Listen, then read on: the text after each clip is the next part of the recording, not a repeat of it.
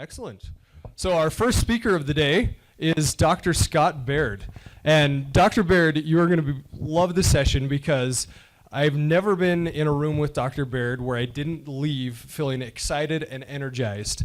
The guy has amazing energy, but he also has an incredible skill set along the sales line and sales training. Dr. Baird founded Griffin Hill, which is what has become the customizable courseware for the integrity sales training.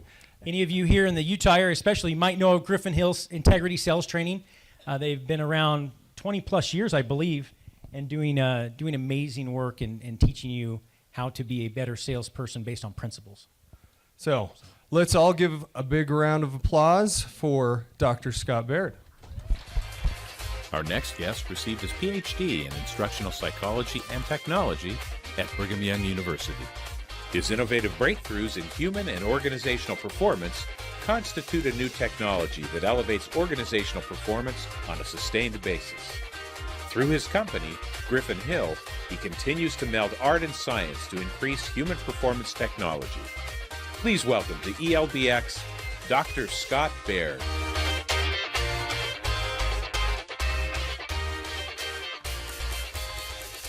What an amazing event. Isn't this just terrific for people to gather from all over the world, literally, to be here at eLBX? How about Curtis and Andrew? Another hand for those two. I know a story about them, the veracity of which they will both vehemently deny because it is patently not true. But when they were both very young, they're baby-faced now. You watch them and they're very young looking, but even they knew one another and associated together even in their very earliest days. As they were pre-freshmen and anticipating entering into university studies, both of these guys, a little wet behind the ears, a little naive, wanted to learn about the things of the world and got started into their university studies. They pulled out the course catalog, and together they pored over it, looking for something that would be just right for them. And they found it. The perfect class: ornithology and entomology. They had no clue what that meant, but it sounded sexy, and so it caught their attention. They wanted to sign up. But before they signed up, they decided to ask a few questions. What this course was all about. They found out it was everything you wanted to know about the birds and the bees. So they signed up. They were so excited. Apparently, the same description captured the attentions of a lot of freshmen. So it was held in one of those great big amphitheater rooms, 350 students, Dr. Frost at the bottom, looking up at all his students, instructing them. When they first walked into that classroom, did I do that? When they first walked into that classroom, there were all these stuffed birds around all the sides of the classroom. And underneath every stuffed bird was a little plaque describing family, genus, species, and common name. And they thought, man, I'm not sure this is exactly what I signed up for. And Dr. Frost droned on all semester long about the birds and the bees, but not in exactly the way they anticipated. So it was a real case of unmet expectations. They got to the final exam. They walked into the room. And all those birds were shrouded. They had sheets over them. The plaque no longer there. All you could see of the birds were the legs and the feet. And then Dr. Frost announced the final exam. This is what we're going to do. You go around, and by looking at the legs and the feet of the birds, you are to give me the family, genus, species, and common name for each bird. Talk about unmet expectations. Andrew had now had it. He looks very mild-mannered, but in that moment, he blew his stack. 350 students in the room. Andrew stands up and he says, "That's the most ridiculous thing I've ever heard. There is no way I'm going to be able to tell you the family, genus, and species and common name of all those birds just by looking at the legs and feet." Dr. Frost looked at him, said, "Young man, you've been in here for 13 weeks. You've had all that opportunity to study these birds for 13 weeks. Now, you'll just sit down and be well behaved and take the exam. Andrew, unwilling to give up the point, said, "No, I've had it. I'm out of here." Started to stomp up the aisle and towards the exit. Dr. Frost looked at him and said, "Young man, what's your name?" Andrew just looked at him and said, "You tell me. I've been in here for 13 weeks. That's the Andrew you don't know. Look, I'm here to invite you to be brilliant and to be absolutely determined about starting a revolution. That's what Andrew and Curtis have been able to do. I often think about my heroes of the American Revolution. As you think about the American Revolution, this was a group of people who were trying to identify what they were going to be and who they were going to be and how they were going to proceed in life. They were good critical thinkers, and that's what it means to ask yourself good critical thinking questions. As they persuaded and cajoled merchants, farmers, fishermen, gathered together. They anticipated that they would have one great battle for their independence. These are fierce-minded and independent-minded people. And so farmers put their crops into the ground in June and then headed off to Long Island, where it was anticipated they would meet together and have one great battle for their independence. Early August, more than 400 ships sailed into the New York harbor, carrying 32,000 British troops, 6,000 Hessian warriors, mercenaries. These colonists who had shown up with pitchforks and blunderbusses, wearing their summer garb in that humid eastern climate, were intimidated. They were frightened. When the battle began, late in August, it was devastating. It was a disaster. It looked like in the first 2 days, the American Revolution would be over. But for a miracle, George Washington was able to move his troops off of Long Island, across the East River, and into Manhattan. They had another skirmish at Kips Bay. It was a disaster. A slight victory in Harlem Heights, followed by more disasters at White Plains. And then by November, they'd lost Fort Washington and Fort Lee. It was everything they could do to retreat as fast as they could across the whole state of New Jersey. By the time they got there, George Washington relied on his Massachusetts fishermen to find conveyances of all kinds up and down the Delaware River and to move the troops as fast as they could across the river and into Pennsylvania. Afterwards, he asked them to burn every ship, barge, and floating device they could find so that the troops that chased them could not follow them across the river. And there they encamped.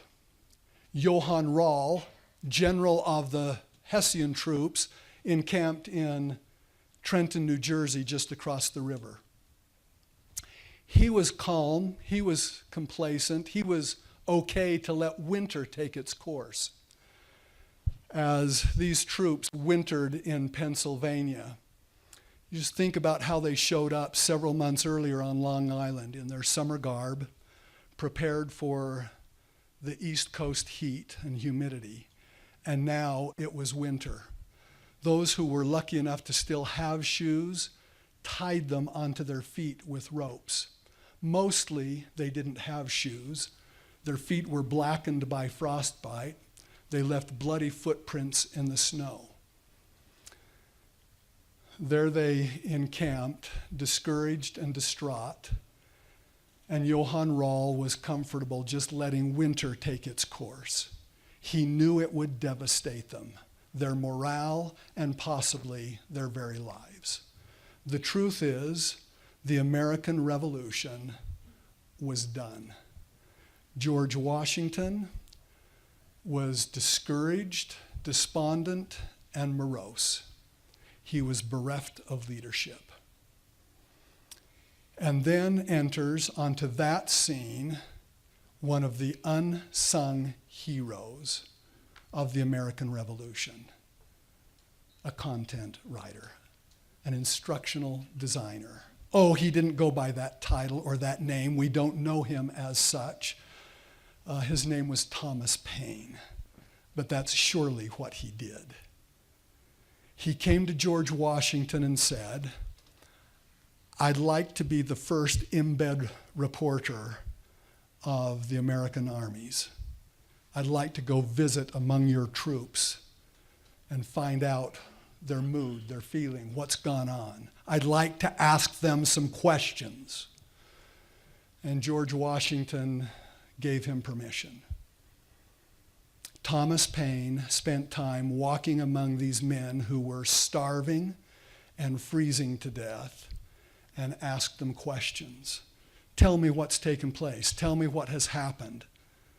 Give me the facts. Help me to understand those facts. Put them in context for me. What does that mean for you? What do you intend? What do you hope for? What are your dreams? And he continued to ask questions. And then Thomas Paine sat down and began to write. Thinking about all those questions, he was asking himself now, what do I want my reader to think? What do I want my reader to feel? What do I want my reader to do? How do I want them to respond? And then he wrote these words. These are the times that try men's souls. The summer soldier and the sunshine patriot will, in these times, shrink from service from their country. But he that stands it now deserves the love and thanks of man and woman.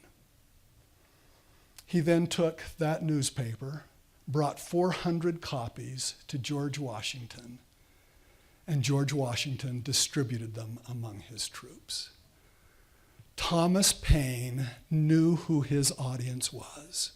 He knew their circumstance. He knew what he wanted them to think, feel, and do. And he wrote accordingly. One of the unsung heroes of the American Revolution was an instructional designer, Thomas Paine. As a result of that, George Washington rallied.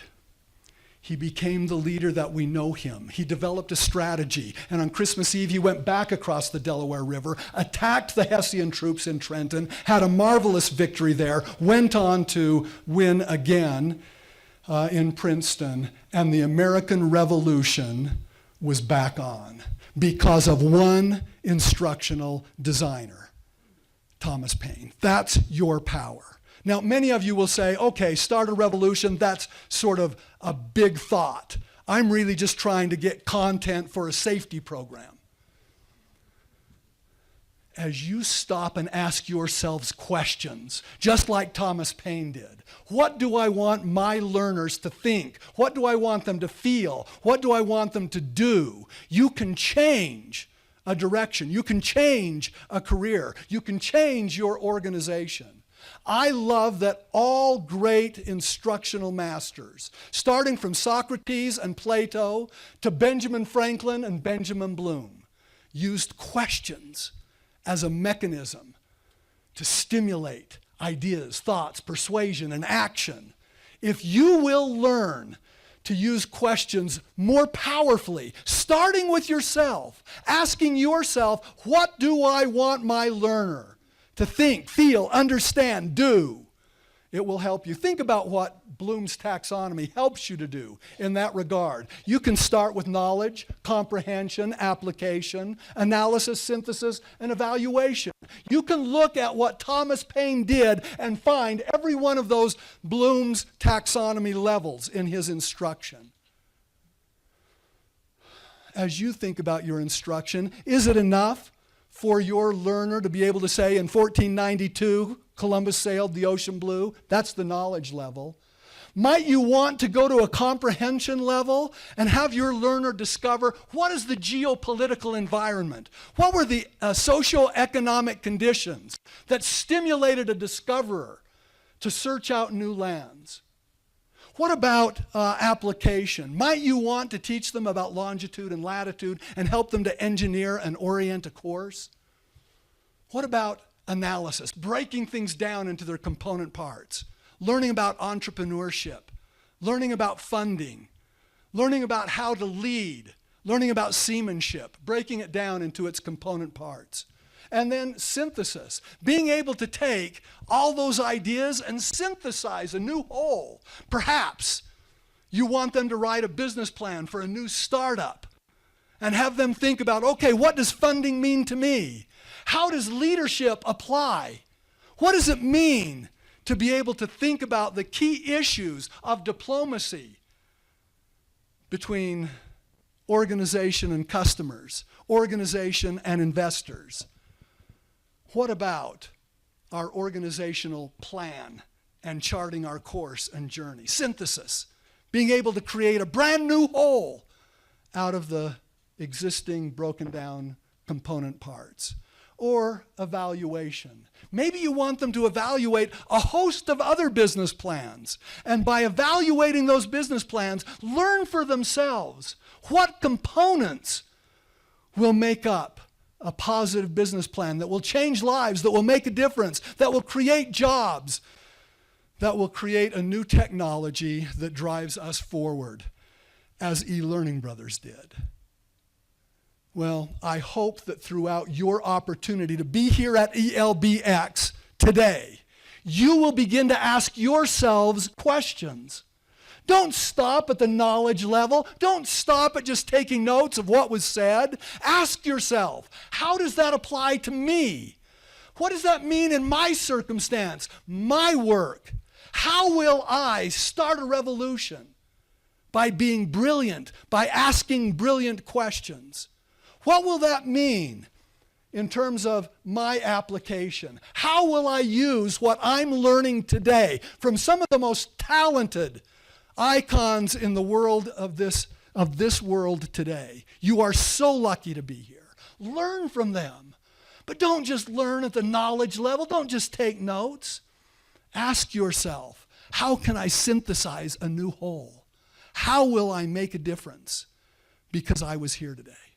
My invitation to you, attendees today, is be brilliant. Start a revolution. Make a difference. Because it's within you to do so.